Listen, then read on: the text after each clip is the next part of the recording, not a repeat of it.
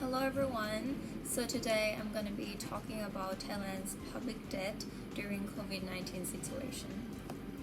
To start off, we should look at the effect that COVID-19 has on Thailand's economy. The damage caused by COVID-19 started in 2019 when Thai government announced the lockdown measure. The damage per day is estimated to be 10,000 to 20,000 million baht, which is a total of about 2 trillion baht, making COVID-19 situation worse than Tom Yum Goong crisis in 1997. BOT estimated that Thai economy in 2020 would be minus 6.6% from 8.1%.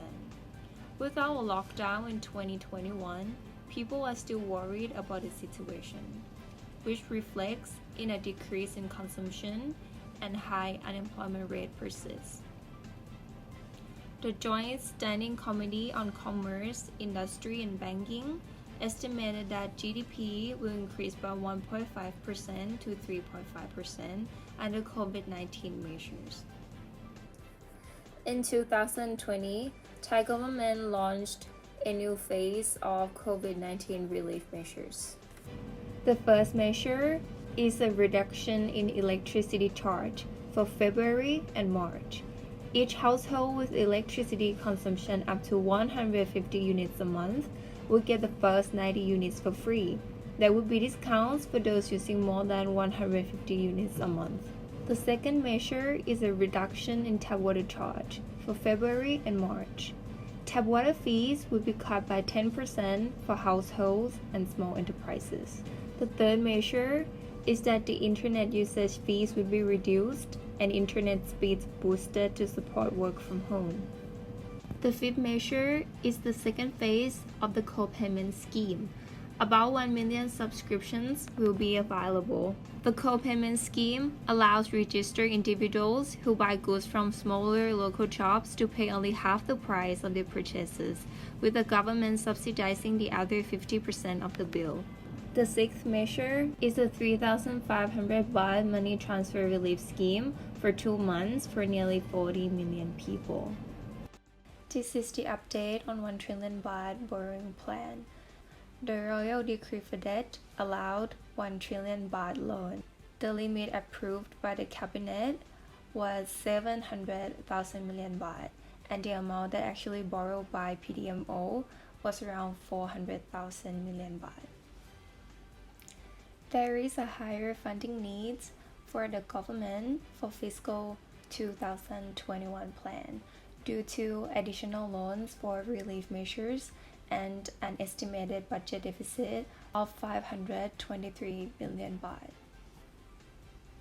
PDMO says 2.3 trillion baht for fiscal 2021 plan. There are 5 sources of borrowing. The first one is from government bond. The second one is from treasury bill. The third source is from term loan. The fourth source is from government saving bond. And the last source is from ADB loan or from Asian Development Bank, and it accounts only 2%.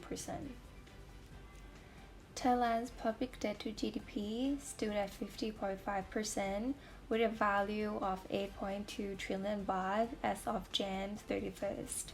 It is expected to reach 57% upon borrowing the full amount under 1 trillion baht emergency loan decree. So now here comes the question, how severe is Thailand's public debt? Before we interpret the data, it is crucial that we understand why some countries have high debt to GDP in the first place, so that its effects does not interfere with our interpretation of the data. A high debt to GDP ratio does not always indicate that the country is in the brink of collapse. Circumstances of the country is the key factor to help us analyze the figure. If we look at the data, these are public debt to GDP ratios from 5 countries in comparison, and that includes Japan, Singapore, USA, Laos, and Thailand. And as you can see that public debt to GDP that belongs to Japan ranks highest, around 200%. However, as I've already explained to why certain countries have higher debt to GDP when compared to other countries. Now we're going to dig a little bit deeper into Thailand's public debt to GDP ratio. We actually have public debt limit and it is set at 60%. The act was actually enforced in April 20th in 2018. Was designed to maximize budget spending and prevent politicians from repeatedly using off-budget borrowing to finance projects. However, this 60% limit was set under normal economic circumstances, but right now we are in an unusual circumstance. So if there is a need for government to borrow money in order to heal the situation so that the country can return back to normal as soon as possible, then they should borrow, and that might cause the public debt to exceed 60%. However, that is not the end of the world. We look back into Tom Yum Goong crisis. Our public debt was actually 59.9% at that time with good discipline. Thailand was able to maintain its debt to GDP ratio at around 41.4%. So even though right now or in the future we do exceed 60%, it is still okay. We are in an economic survival mode. So public borrowing and higher public debt are normal. The government has more room to increase public debt to support the economy recovery. If the country's public debt to GDP ratio exceeds 60%, rising to 70 to 80%, this is okay, said former UN Conference on Trade and Development Secretary General Khun Supachai Panit Phakdi. I want to answer the question why it is okay for public debt to GDP to exceed 60%. So I have done some research and found this study, which is really interesting. This study was done in 2010 by Carmen Reihart and Kenneth Rogoff. They are two prominent economists from Harvard University.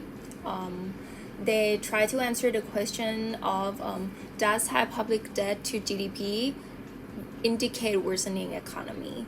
The study is called Growth in a Time of Debt. The study based on public debt in 44 countries, spanning up to 2 centuries of data on central government debt, inflation, and growth after World War II. So what they did is that they categorized these 44 countries into 4 groups. The first one is the one that has public debt to GDP below 30%, and then the second one between 30 to 60%, the third one 60 to 90%, and the last one above 90%. With all these data, they calculated the mean and the median economic growth rate or GDP and inflation level for each group. So as for the 24 developing countries, including Thailand, it appeared that our relationship is similar to that of developed countries. That is, if the public debt does not exceed 90%, economic growth is not evidently affected. So the average growth rate is around 4.1 to 4.8%. But when the public debt exceeds 90%, the economic growth of developing countries will drop to just 1.3%. If measured with median, when public debt is more than 90%, economic growth will drop anywhere from 1.7 to 2.1%. Usually developing countries are more dependent on large amount of foreign investment and foreign debt. Looking at the bar chart, Reihart and Rogoff found that when the foreign debt to GDP of developing countries reaches 60%, it will result in an immediate drop in economic growth in half. Average growth rate will drop from 4.9 to 5.2% to just 2.5%. And when foreign debt reaches 90%, the economy will not grow, similar to the case with the developed countries. So if we look at Thailand's external debt to GDP in last year, it was only 33.5%. If we compare this to Tom Yum Goong crisis, our debt to GDP ratio in 1997 was up to 58.6%. Japan's debt to GDP ratio is around 91.9%, which is not unusual compared to their public debt that is around 200%.